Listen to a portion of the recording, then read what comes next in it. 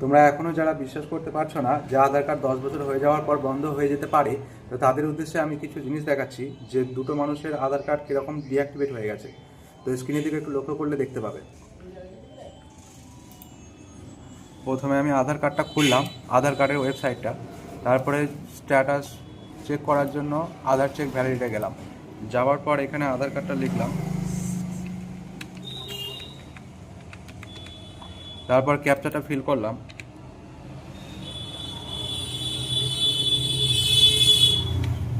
তারপর যখন প্রসেস করব, দেখব আধার কার্ডটা ডকুমেন্ট আপডেট করতে বলছে। আধার কার্ডটা কিন্তু এই যে দেখতে পাচ্ছেন এখানে, this Aadhaar number require document update, মানে এই আধার কার্ডটা অবশ্যই ডকুমেন্ট আপডেট করতে হবে। আর একটা দেখাই, সেটা কি বলছে দ্বিতীয়বার। এই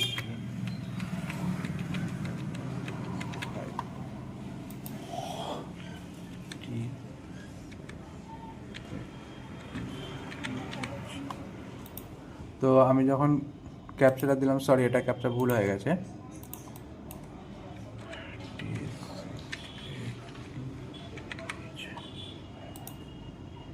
তখন এই যে দেখতে পাচ্ছেন এইখানে দেখাচ্ছে আধার কার্ড সাসপেন্ড হয়ে গেছে, আন্ডার রেগুলেশন 27। এই যে 27-এ যখন সাসপেন্ড হয়ে যাবে তখন কিন্তু আধার কার্ড নতুন করে করতে হবে।